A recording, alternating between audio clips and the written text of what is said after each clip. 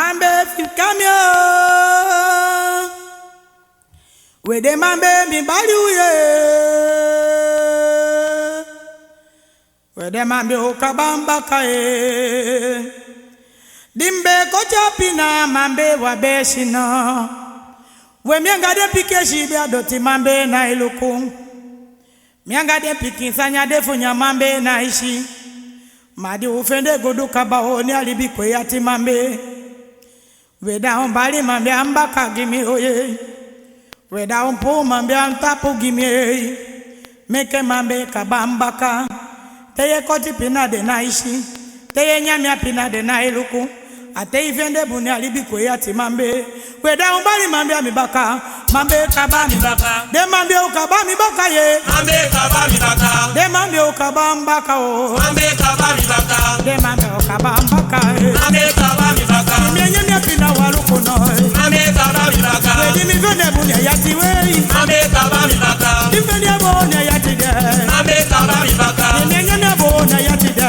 Mambe kabami baka De mambe ukabami baka ba Mambe kabami baka De mambe ukabami baka ba Mambe kabami baka Ya obali mambe amibaka gini Mambe kabami baka Ya umpo mambe amtapo gini Mambe kabami baka Wedi mambe ukabami baka ye Mambe kabami baka Toma ubali mambe amibaka gini Mambe kabami baka Oyu ubali mambe amibaka gini Mambe kabami baka Emazuwa ubali mambe amibaka gini Mambe kabami baka De mambe uvikamyo Mambe kabami baka De mambe mibali uye Mambe kabami baka De mambe ukabamba kawo Mambe kabami baka Mana ugede wo ya kwali baini Mambe kabami baka Awo widiye shingide wane kiyo Mambe kabami baka Afo yali kabade wishi miye Mambe kabami baka Dekoti wishi na migonge mi Mambe kabami baka Itampa wishi bei na mbede Mambe kabami baka Adiga dobe kemeke mdadede Mambe kabami baka Weda umali de na biboka gimi Mambe kabami baka Weda umali feyate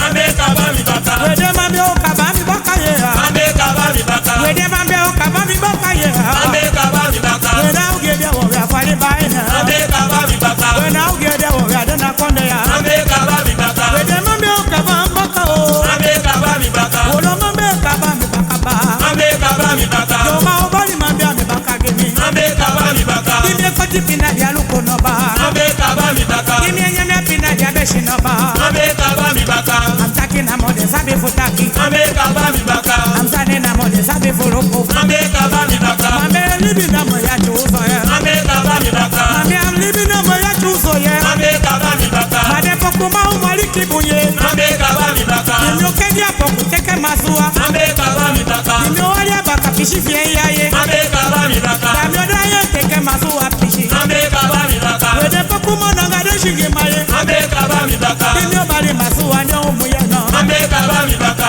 De mambe kabami baka De mambe kabami baka De mambe kabami baka De mambe kabami baka Kabami baka kabami baka Kabami baka kabami baka Kabami baka kabami baka De mambe kabami baka Kabami baka kabami baka Somye bali de kabami baka Somye fude kabami baka Somye bali de kabami baka Jangabele kabami baka Jangabele kabami baka Woli tepo kabami baka Woli bu kabami baka Nafele kabami baka Akwaiko kabami baka Suodo eni kabami baka De mambe kabami baka Mambe vikami kabami baka De mambe kabami baka Demye bali de kabami baka Bali de ngeme kabami baka Oh de ngeme kabami baka Masuwa iko kabami baka Otumaye kabami baka Okumaye kabami baka Omwalikimi kabami baka Singimaye kabami baka Mwalikimi kabami baka Okumaye kabami baka Mwalikimi kabami baka Apoko kengiye kabami baka Apoko daiba kabami baka Oyeno kabami baka Oyeno kabami baka Oyeno kabami baka Oyeno kabami baka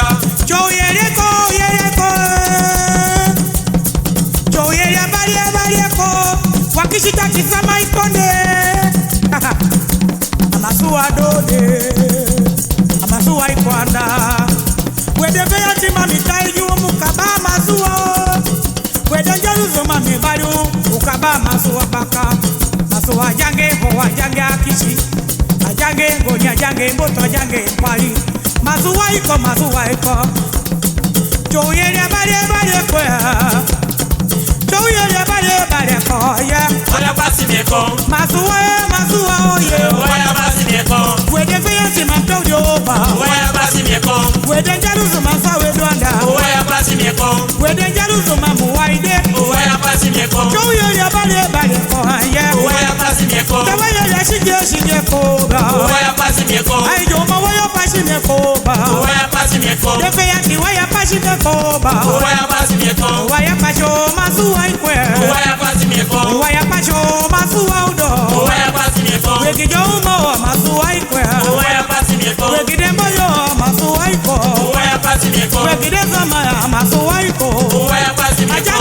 Ajange akishina na e. Uwaya pasi mieko. Ai jo mo ye ye. Uwaya pasi mieko. Wede yo jo ye ye. Uwaya pasi mieko. Wede Jerusalem ye ye. Uwaya pasi mieko. Bali yo je ye ye. Uwaya pasi mieko. Bali Jerusalem wo ye ba. Uwaya pasi mieko. Yosefu shitamba ni okwanga iba. Uwaya pasi mieko. Yosefu shitamba ni okwanga iba. Uwaya pasi mieko. Ai jo ma ya.